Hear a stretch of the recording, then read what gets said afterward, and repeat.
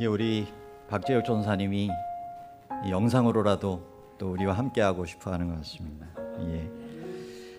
현재 삼육대학교에서 제3회 부가태지회 패스파인더 캠포리가 진행이 되고 있고요.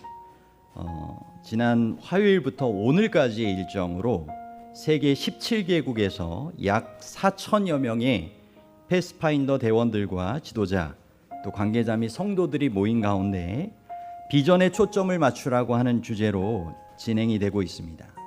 한 120개 정도의 부스가 운영이 되고 있고 저녁 예배와 음악회 등 다양한 순서들을 통하여서 그러한 하나님의 은혜와 또 영광을 또 함께 찬양하며 또한 하나님께서 뜻하시는 이 꿈을 이루는 그러한 요셉과 같은 인물이 되도록 매일같이 그렇게 권면하면서 지내고 있는데, 오늘 아마 그러한 침례식과 함께 모든 순서들이 잘 또 마무리되는 안식일이 되는 것 같습니다. 여러분 아시는 것처럼 폭염 가운데서 세계 스카우트 잼버리가 새만금에서 열리고 있는 가운데 참 어려움들이 있곤 하는데 저희 패스파인더 캠포리는 잘 그래도 신뢰와 함께 또 여러 가지 것들을 잘 준비하고 또 대비하면서 하나님의 은혜 가운데 이렇게 잘 진행이 되는 것 같아서 정말 감사한 마음이 듭니다. 낮의 해와 밤의 달도 너를 상치 않겠다라고 하시는 하나님의 약속의 말씀이 또 우리의 모든 성도들의 삶 가운데 폭염 가운데서도 어떠한 또 환난과 어려움 가운데서도 승리하게 하시는 하나님의 그러한 보호와 또 인도가 있게 되기를 간절히 바랍니다. 오늘 저는 역사의 진실을 통한 최고의 선택 7번째 시간을 통하여서 다니엘서 10장 1절부터 11장 14절에 있는 말씀을 함께 나누려고 합니다. 10장부터 12장까지는 마지막 다니엘서의 예언입니다. 이 예언 가운데 이 선악의 대쟁투의 실체를 저희가 확실하게 좀 보게 되는데요. 대쟁투에서 이 최후의 승리를 통하여 하나님의 백성들이 누리게 될 영원한 이 나라에서의 영원한 보상을 저희가 이번 주와 다음 주까지 해서 함께 살펴보고자 합니다. 먼저 다니엘서 10장 1절로부터 3절에 있는 말씀을 함께 살펴보도록 하겠습니다. 다니엘서 10장 1절로부터 3절입니다. 바사왕 고레스 제3년에 한 일이 벨드사살이라 이름한 다니엘에게 나타나는데 그 일이 참되니 곧 큰 전쟁에 관한 것이라. 다니엘이 그 일을 분명히 알았고 그 환상을 깨달으니라. 그때에 나 다니엘이 새 이레 동안을 슬퍼하며 새 이레가 차기까지 좋은 떡을 먹지 아니하며 고기와 포도주를 입에 대지 아니하며 또 기름을 바르지 아니하니라. 이때의 다니엘의 나이는 약 88세의 고령으로 우리는 성경학자들을 통하여 짐작을 합니다. 그런데 그 88세 고령에도 불구하고 그는 3주일 동안이나 금식하며 기도드리는 그러한 적극적인 활동적인 그러한 신앙생활과 또 나라가 바뀌는 세력이 바뀌는 가운데서도 여전한 공직의 생활을 이어가고 있었습니다. 고레스는 바사왕 페르시아의 왕으로서 그가 즉위하던 기원전 537년에 유다 민족의 예루살렘 귀환과 성전 재건에 관한 첫 번째 조서를 내린 왕으로서 다니엘은 그 역사적인 순간을 살아서 목격하게 되는 감격을 누리게 됩니다. 이사야 44장 28절에서는 고레스에 대한 다음과 같은 예언이 기록되어 있습니다. 고레스에 대하여 이르기를 내 목자라 그가 나의 모든 기쁨을 성취하리라 하며 예루살렘에 대하여는 이르기를 중건되리라 하며 성전에 대하여는 내 기초가 놓여지리라 하는 자니라. 이 예언이 기록된 때는 고레스가 유대 민족을 석방하라고 하는 조서를 내리기 약 150년 전이었습니다. 당연히 고레스가 태어나기 전이었음에도 불구하고 성경의 예언을 통하여서 하나님께서는 이 고레스가 통치자로 부름받아서 하나님의 백성들에게 포로 귀환을 통하여 성전을 재건하라고 하는 이 조서를 내릴 하나님의 목자로서의 역할을 감당하게 될 것을 예언하셨던 것입니다. 하나님께서는 우리 각자에게도 특별한 계획을 가지고 이 땅에 태어나게 하셨을까요? 우리에게도 맡기신 사명이 있으실까요?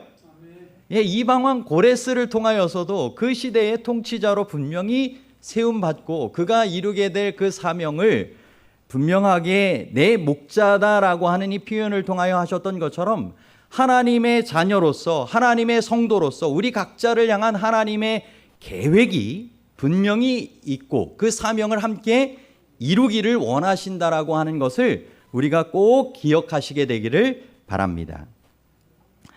한 일이라고 하는 이 표현을 볼 때 이 예언은 분명히 상징적인 형상이나 상징에 대한 계시가 아니라 실제적인 언어로 주어진 것임을 알 수 있고요. 그래서 다니엘은 그 일을 분명히 알았고 그 환상을 깨닫게 됩니다.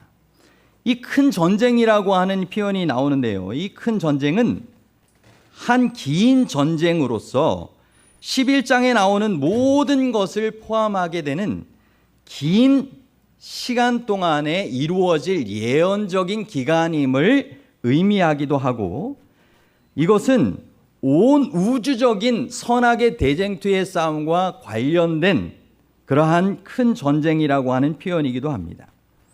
그런데 새 이래 동안 왜 다니엘이 이렇게 고령의 나이에도 불구하고 슬퍼하며 3주일 동안이나 금식하며 기도했을까요? 이미 2년 전에 고레스를 통한 하나님의 백성에게 포로에서 귀환하고 성전을 중건하라고 하는 이 조서는 내려진 상황이었습니다. 그런데 다니엘은 그토록 사모하던 예루살렘으로 돌아가지 않고 그 이방 땅에 남아서 공직을 수행하면서 궁중에서 해야 할 일을 하고 있는 동안 이렇게 금식하며 기도하는 이유가 있었습니다. 첫 번째로는 귀국한 그 유대인의 수가 남아있는 하나님의 백성들의 수에 비하면 너무나도 적은 소수가 포로 귀환의 영에 따라서 예루살렘으로 간 것입니다. 대부분의 사람들은 이 바벨론이라고 하는 곳에 포로로 붙잡혀와여 생활하는 동안 그곳에서 너무나 익숙하게 살고 있었기 때문에 바벨론에 정착할 생각이었지 바벨론을 떠나고 싶어 하지 않았던 것입니다. 게다가 돌아간 사람들은 처음부터 여러 난관에 부딪히면서 2년이 지났음에도 불구하고 성전을 재건하는 일에 시작조차 하지 못하고 있었습니다. 내부적으로는 유대인들이 성전보다 자신들의 집을 짓기에 몰두하고 있었기 때문이었고 외부적으로는 사마리아인들의 방해가 심각하여서 건축을 방해하고 그래서 그 계획이 이루어지지 못하고 있었던 것입니다. 유대인들이 역사적으로 반역적인 민족임을 그 예루살렘 중건령을 내렸던 이 고레스 왕에게 계속적인 거짓된 그러한 보고를 드림으로 말미암아 고레스의 마음은 계속적인 그 혼란과 고민에 빠져 있었습니다. 그렇기 때문에 다니엘은 이 3주일 동안에 금식하면서 기도했던 것이고 그 기도를 통하여서 하나님께서는 그 기도에 응답하셔서 다니엘이 생각한 그 이상의 생각을 가지고 마지막 시대까지 펼쳐지게 될 선악의 대쟁투의 큰 전쟁에 대한 예언을 다니엘에게 허락하여 주셨던 것입니다. 언제나 그랬듯이 다니엘의 기도는 즉시 응답받았습니다. 다니엘은 3주간의 금식 기도를 끝났을 때 너무도 찬란하여서 눈부신 영광에 쌓여 계신 초자연적인 존재, 바로 예수 그리스도께서 성육신 하시기 이전의 모습, 1세기 말에 사도 요한이 반모섬에 가서 계시를 받을 때 주의 날 안식일에 임하셨던 예수 그리스도의 모습을 보게 됩니다. 그것이 다니엘서 10장 4절로부터 6절의 말씀입니다. 한 사람이 세마포 옷을 입었고 허리에는 우바스 순금띠를 띠었더라. 또 그의 몸은 황옥 같고 그의 얼굴은 번갯빛 같고 그의 눈은 횃불 같고 그의 팔과 발은 빛난 놋과 같고 그의 말소리는 무리의 소리와 같더라.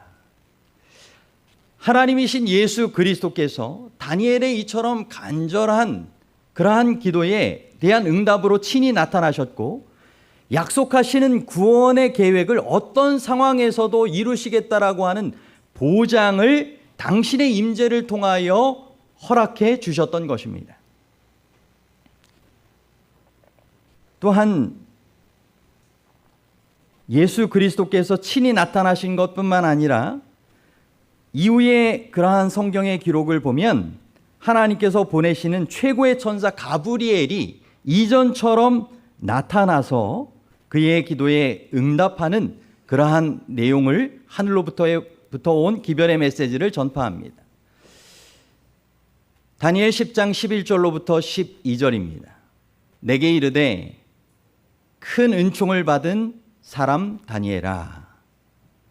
여기 성경 말씀 좀 함께 읽어보실까요? 무더위 속에서 집중하시기 좀 힘드실 수도 있을 것 같은데 함께 좀 성경을 봉독해 보셔도 좋을 것 같습니다.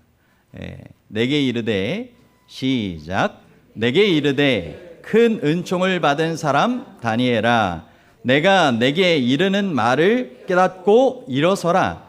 내가 내게 보내심을 받았느니라 하더라. 그가 내게 이 말을 한 후에 내가 떨며 일어서니 그가 내게 이르되 다니엘아 두려워하지 말라. 내가 깨달으려 하여 내 하나님 앞에 스스로 겸비하게 하기로 결심하던 첫날부터 내 말이 응답받았으므로 내가 내 말로 말미암아 왔느니라. 아멘. 내가 깨달으려 하여 내 하나님 앞에 스스로 겸비하게 하기로 결심하던 언제부터요? 첫날부터 내 말이 응답받았으므로 내가 내 말로 말미암아 왔느니라. 여러분, 하나님께서는 이처럼 우리의 진실되고 간절한 기도에도 다니엘의 기도처럼 응답하실까요? 그렇습니다. 천사는 다니엘에게 두려워하지 말라라고 위로와 용기를 주면서 유대민족의 장래에 대한 깊은 고민에 빠져 있던 다니엘에게 하늘로부터 온 해결책을 제시하게 된 것입니다. 여러분, 인간의 어려운 문제, 스스로의 해답을 찾을 수 없을 때 하늘로부터의 해답을 고대하시며 다니엘처럼 이처럼 스스로 겸비하게 하고 간절하게 주님 앞에 기도하시게 되길 바랍니다. 그럴 때 주님께서 우리의 기도의 말에 응답하여 주시는 귀한 역사를 허락하여 주실 것입니다. 산상보훈 84쪽에서는 이렇게 우리에게 권면해 주고 계십니다. 하나님의 눈 외에는 그 어떤 사람의 눈에도 보이지 않고 하나님의 귀 외에는 그 어떤 사람의 귀에도 들리지 않는 은밀한 기도의 장소에서 우리는 가장 깊이 감추어진 우리의 욕망과 소원을 무한히 자비하신 아버지께 쏟아 놓을 수 있다. 그리하면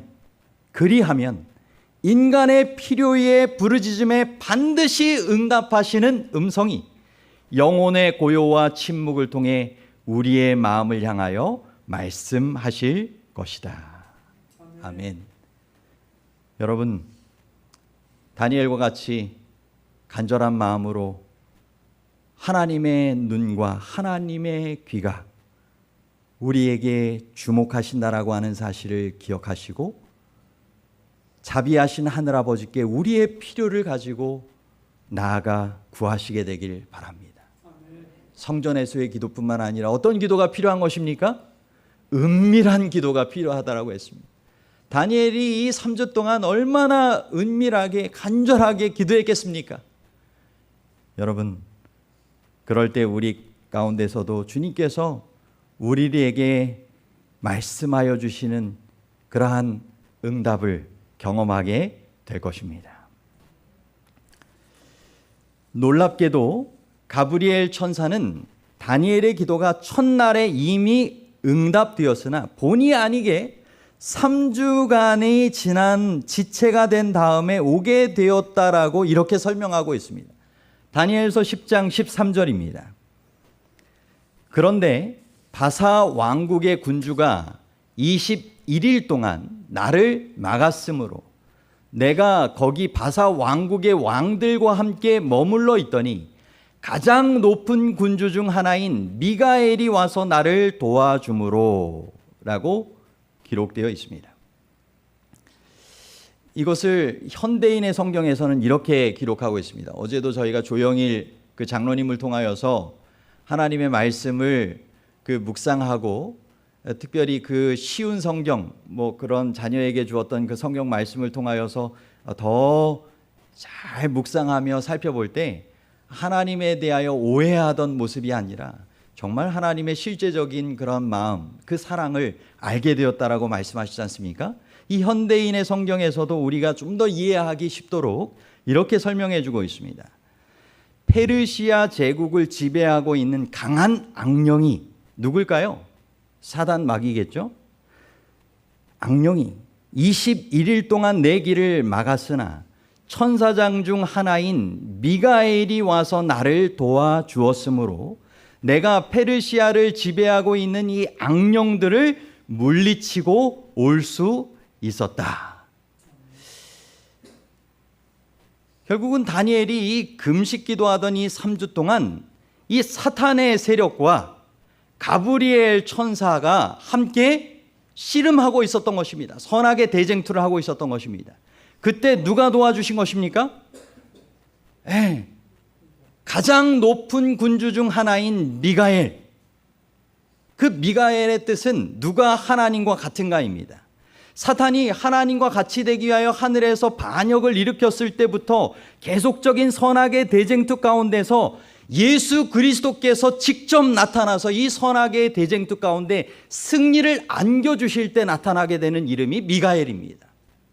그러므로 예수 그리스도께서 이 가브리엘 천사를 도와서 이 사탄의 이 악령과의 싸움에서 3주간의 이 싸움이 계속 일어나고 있었지만 마침내 승리하게 하셔서 다니엘에게 드디어 승리자로 오게 하셔서 그 구원의 계획을 분명하게 말씀하여 주시게 되었던 것입니다. 여러분, 오늘 이 다니엘 10장의 내용, 특별히 이 13장의 내용을 통하여 우리가 살아가는 이 세상 가운데 눈에 보이지 않는 영적인 세계가 분명히 존재함을 여러분 더 믿고 확신하시게 되기를 바랍니다. 그리고 우리의 삶 속에서도 정말 선악의 대쟁투 가운데 우리에게 승리를 안겨주시기 위한 이 미가엘 예수 그리스도 가장 높은 군주가 우리와 함께 하셔서 승리하게 도우실 수 있는 분이시라고 하는 사실을 기억하시기를 바랍니다. 매튜 헨리 주석에서는 다니엘서 10장 이 내용을 이렇게 기록하고 있습니다. 성경 전체에서 다니엘서 10장 13절처럼 세상 나라들을 다스리고 영향력을 행사하는 보이지 않는 세력들에 대해 분명하게 언급하고 있는 성경절이 아마도 없을 것이다. 영적 존재들이 천연계와 도덕적 세상에서 하나님의 목적을 수행하는 것과 마찬가지로 정치적 세계에서도 같은 일을 하고 있음을 이 계시는 지적하고 있다. 여러분, 하나님께서 유대민족과 예루살렘 성을 위하여 70일에로 따로 떼어놓으시고 그 기간 안에 인류의 구원자로 메시아 예수 그리스도께서 이 세상에 오셔서 기름 부음, 침례를 받으시고 십자가에 달려 돌아가심으로 모든 제사와 예물을 폐지하시게 되는 그 예언의 성취들을 계획해 놓으셨던 것입니다. 그리고 그에 앞서 예루살렘 성의 회복이라고 하는 이 고레스의 조서를 통하여 그 70일에 그 2300주야의 그 예언이 시작되는 것을 분명하게 기록해 놓으신 것입니다. 그럼 사탄이 선악의 대쟁투 가운데 하나님의 이 구원의 역사가 순조롭게 이루어지는 것을 보고만 있었을까요? 계속적으로 방해했겠죠. 다니엘서 3장에서는 다니엘의 세 친구를 죽이기 위한 느부갓네살을 통하여, 다니엘 6장에서는 다니엘 한 사람을 죽이기 위한 다리오를 충동질하는 거짓된 그러한 신하들을 통하여서 사탄이 역사합니다. 그리고 다니엘서 10장에서는 바로 바사왕의 군주, 그 세력을 통하여서 악령이 역사하여, 사단이 역사하여서 그 일을 방해하기 위하여 끊임없이 그렇게 역사하고 있었던 것입니다. 여러분, 오늘날 이 세대 가운데서도 선악의 대쟁투가 여전히 벌어지고 있는 모습을 우리는 보고 있지 않습니까? 죄의 창시자인 사단 때문에 정말 사망이 이르러 오고 고통이 이르러 오고 여러 도덕적인 천연계의 모습들이, 정치적인 모습들이, 경제적인 모습들이 너무나 살기 힘들어지는 세상 가운데 살아가고 있다라고 하는 것을 우리는 알게 됩니다. 어서속히 하나님께서 이 세상에 오셔서 모든 세상을 다시 정말 새롭게 하시게 되어야 할 때가 너무나 간절히 고대되는 때에 우리는 살아가고 있는 것입니다. 여러분 아시는 것처럼 성남 서현역에서 정말 묻지마 흉기 낭동을 통하여 피해자 14명이 갑작스러운 부상을 당하게 되었고, 그 중에 2명은 뇌사 상태에 빠지게 되었다라고 이야기를 듣습니다.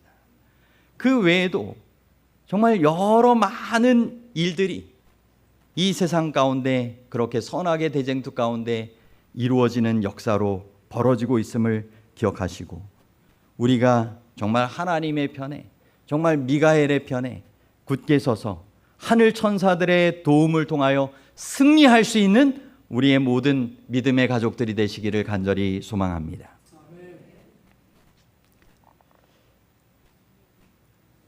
다니엘서 이 10장 14절에 보면 이렇게 기록되어 있습니다. 이제 내가 마지막 날에 내 백성이 당할 일을 내게 깨닫게 하러 왔노라. 이는 이 환상이 오랜 후에 일임이라 하더라. 여러분, 이 마지막 이 날이라고 하는 것은 다니엘이 계시를 본 기점으로 미래에 이르러 오게 될 이 종말까지의 역사를 이야기하고 있는, 재림 때까지의 사건을 이야기하고 있는 언급이고요. 그리고 이 내 백성이라고 하는 것은 1차적으로는 유대민족을 가리키지만 이 70주일의 예언이 끝나고 나면 유대민족을 위한 기간이 끝나므로 영적 이스라엘 백성된 하나님의 백성들을 가리키는 그러한 말씀이기도 합니다. 그리고 이 환상이 오랜 후에 일임이라 라고 하는 이 말은 바로 예언의 성취를 통하여 정말 역사의 종말까지 그것이 이루어지게 될 것을 이야기를 하고 있고, 앞서 이야기하였던 큰 전쟁, 선악의 대쟁투에 대한 온 우주적인 그러한 전쟁, 마지막 때까지 하나님의 백성들이 당하게 될 일에 대한 계시라고 하는 것을 우리가 알게 됩니다. 이것이 10장부터 12장까지에 이어지는 성경의 다니엘서의 예언입니다. 10장 20절로부터 21절입니다. 그가 이르되 내가 어찌하여 내게 왔는지 내가 아느냐. 이제 내가 돌아가서 바사 군주와 싸우려니와 내가 나간 후에는 헬라의 군주가 이를 것이라. 오직 내가 먼저 진리의 글에 기록된 것으로 내게 보이리라. 나를 도와서 그들을 대항할 자는 너희의 군주 미가엘 뿐이니라. 앞서 우리가 계속적으로 살펴본 것처럼 유대민족의 귀국과 예루살렘 성의 회복, 구속의 사역을 마치는 일에 사단이 그의 세력들을 통하여 많이 정말 방해하지만 그 일은 결국 군주 되시는 미가엘을 통하여서 도와서 그 전쟁에서 승리하게 하신다라고 하는 이 약속의 말씀이 다시 한번 기록되어 있는 것입니다. 내 힘과 내 노력으로는 결코 이룰 수 없는 승리를, 나를 도우시는 십자가에서 승리하신 예수 그리스도를 믿을 때 그 승리가 우리에게도 이르러 올 수 있는 것입니다. 그리고 예수님께서 승리를 거두셨던 그 방법대로 우리도 승리하도록 초청하고 계시는 것입니다. 여전히 선악의 대쟁투, 영적 전쟁, 죄와의 전쟁, 사단과의 전쟁은 우리의 매일의 삶 속에 벌어지고 있습니다. 여러분, 우리가 어떻게 승리할 수 있겠습니까? 예수님께서는 어떠한 모본을 보이셨습니까? 그분께서는 사랑으로 승리하셨습니다. 겸손과 온유로, 인내로서 승리하셨습니다. 그리고 우리에게도 약속하신 성령의 도우심을 통하여 영적인 전쟁 가운데 승리할 수 있다라고 말씀해 주고 계십니다. 십자가의 변함없는 그 끊을 수 없는 그 사랑이 오늘 우리로 승리하게 하시는 그 사랑의 힘으로 작용되어진다라고 분명하게 약속하시는 것입니다. 그러므로 매일의 삶 가운데 십자가의 예수 그리스도를 바라보시고 은혜의 보좌를 바라보시고 약속하신 성령님을 구하시며 선악의 대쟁투 가운데 사단과의 싸움에서 승리하실 수 있는 우리 모든 성도님들이 되시기를 간절히 바랍니다.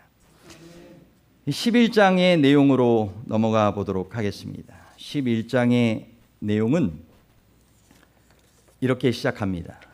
내가 또 메대 사람 다리오 원년에 일어나 그를 도와서 그를 강하게 한 일이 있었느니라.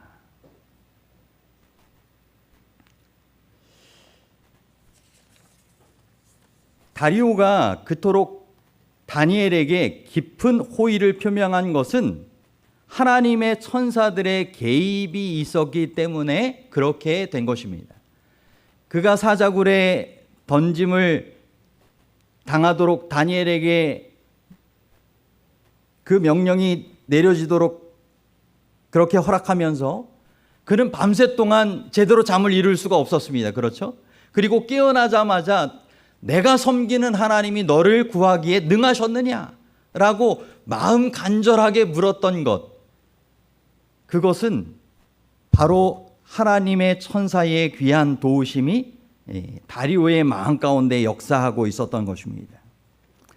이처럼 하나님의 천사들은 정말 구원의 역사를 이루기 위하여서 하나님의 그러한 구원받을 상속자들을 위하여서 도우며 살아가고 있다라고 하는 것을 우리가 기억할 필요가 있습니다.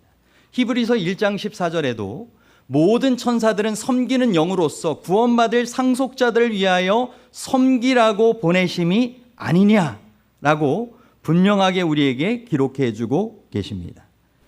여러분, 하나님께서 천사들을 통하여 우리를 섬기시며 우리가 구원받을 상속자로서의 삶을 잘 살아가게 되도록 격려하시고 또 보호하시고 인도하신다라고 하는 사실을 기억하시기를 바랍니다. 그리고 우리 또한 이런 섬기는 하나님의 모습처럼 천사들의 모습처럼 우리도 구원의 그러한 복음을 함께 나누는 하나님의 사람들로 섬김의 삶을 잘 살아갈 수 있게 되기를 바랍니다. 다니엘서 이 11장의 개요는 이와 같습니다. 11장 2절은 페르시아 바사 시대의 이스라엘 백성과 지상성소가 겪을 역사입니다. 11장 3절로부터 14절은 그리스 헬라 통치 시대 동안 이스라엘 백성과 지상성소가 겪을 역사입니다. 15절로부터 30절은 로마 제국 통치 시대 동안 이스라엘 백성과 그리스도인들 그리고 지상성소가 당할 일들입니다. 31절로부터 45절은 교황권이 확립된 중세기로부터 마지막 때까지 하나님의 백성과 하늘 성소가 겪을 역사입니다. 저는 오늘 이 시간에 마무리를 하면서 바로 11장 14절에 있는 말씀까지 페르시아 시대, 바사 시대와 그리스, 헬라 시대 동안에 겪게 될 그 예언이 성취된 역사를 함께 살펴보고자 합니다. 다니엘서 11장 3절로부터 4절입니다. 장차 한 능력 있는 왕이 일어나서 큰 권세로 다스리며 자기 마음대로 행하리라. 그러나 그가 강성할 때 그의 나라가 갈라져 천하 사방에 나누일 것이나 그의 자손에게로 돌아가지도 아니할 것이요 또 자기가 주장하던 권세대로도 되지 아니하리니 이는 그 나라가 뽑혀서 그 외에 다른 사람에게로 돌아갈 것임이라. 여러분, 이 다니엘서의 예언은 계속적인 그러한 반복되어지는 분명한 예언의 성취를 우리에게 알려주고 있죠. 다니엘서 2장의 금신상에서는 바로 신상을 통해서는 배와 넓적다리, 그리스 헬라로 묘사된다면 이것은 다니엘서 7장에서는 머리 내딸린 표범으로 등장을 합니다. 그리고 이어지는 다니엘서 이 8장에서도 이 수량과 수렴소의 비유 가운데서 등장하는 그러한 내용 가운데 언급이 되고 있고요. 여기에서는 이 다니엘서 11장 3절로부터 4절 말씀 가운데 바로 숫염소 헬라가 연정연승하며 심히 강대하여 가다가 현저한 뿔 바로 알렉수에 의하여 하늘 사방 천하 사방으로 나누어지게 될 내용이 다니엘서 11장에도 그대로 반복되어 기록되고 있는 것입니다. 그리고 그것은 자손에게로 돌아가지 아니하고 그 나라가 뽑혀서 그 외에 다른 사람에게 돌아갈 것이라고 했는데요. 이것이 다니엘서 11장에 등장하는 헬라 남북 왕조의 역사입니다. 알렉산더 대왕 사후에 바로 두 나라는 얼마 못 되어서 이 종말을 고하게 되고 네 장군에 이어 나누게 된 이 네 나라 가운데 두 나라는 얼마 안 되어 종말을 고하게 되고 이제 두 나라가 남게 되는데 바로 그것이 북방 왕조와 남방 왕조입니다. 그래서 헬라의 남북 왕조 시대가 이처럼 펼쳐지게 됩니다. 실제 지리적으로 살펴봐도 하나님의 백성 유다 처지에서 보면 이 셀루코스 왕조는 이 북방 쪽에 속한 북방 왕이었고요. 그리고 프톨레마이오스의 왕조는 이집트 남방에 속한 왕국이었습니다. 실제 그와 같은 악역을 저질렀던 안티오쿠스 4세 같은 경우는 그의 재위 동안에 유다 민족을 얼마나 공격을 했는지 정말 안식일에 그들을 공격하여 진멸하고 마을마다 이교 제단을 세우고 돼지고기를 바치게 하고 모든 성경 필사본에 돼지 국물을 뿌려서 불태우고 돼지떼를 성전 경내로 몰고 들어와서 도살시키고 유다인의 정체성을 말살시키기 위한 여러 많은 그러한 일들을 자행하게 됩니다. 하지만 그 가운데 여전히 하나님께서는 하나님의 천사들을 통하여 도우시고 미가엘을 통하여 도우셔서 하나님의 백성들이 결국 생존하여서 이 구원의 역사를 주님과 함께 이루게 하는 그와 같은 모습이 나오죠. 이어지는 로마 시대의 모습이 바로 11장의 이후부터 이어지게 되는 내용인데 그때 바로 예수님께서 탄생하시고 죽으시게 되고 중세의 암흑기를 거쳐서 근현대사 오늘날까지 마지막 시대까지 이르러지게 되는 선악의 대쟁투가 그 이후에 등장을 하게 됩니다. 제가 다음 시간을 통하여서 이 마무리를 하고자 하는데요. 여러분, 오늘 우리의 삶 가운데 우리가 함께 살펴볼 수 있는 이 내용은 하나님의 백성들을 하나님께서 분명히 굽어 살피시고 하나님의 구원의 역사를 이루는 그 일에 함께 협력하도록 주님의 귀한 천사들의 도움을 통하여 우리의 군주가 되시는 예수 그리스도 미가엘을 통하여 그렇게 승리하게 하시고 마침내 하나님의 그 구원의 역사를 마치시게 될 것이라고 하는 것입니다. 십자가에서 승리하셨던 그분께서 이 선악의 대쟁투의 온 우주적인 전쟁에 최후의 승리를 거두시게 될 것입니다. 여러분, 그 무리 가운데 우리 모두가 속하시게 되기를 간절히 바랍니다. 이번 한 주일 동안도 더위와도 싸우시겠지만 여러분, 선악의 대쟁투 가운데 우리가 살아가게 됩니다. 그때마다 다니엘이 간절하게 기도하는 가운데 응답받고 하나님의 백성들이 하나님의 귀한 도우심 가운데 승리하였던 것처럼 앞으로의 우리의 그런 선악의 대쟁투 가운데서도 승리하는 매일매일의 생애, 한 주일의 생애, 앞으로의 모든 생애가 되시기를 간절히 소망하며 말씀을 마치도록 하겠습니다.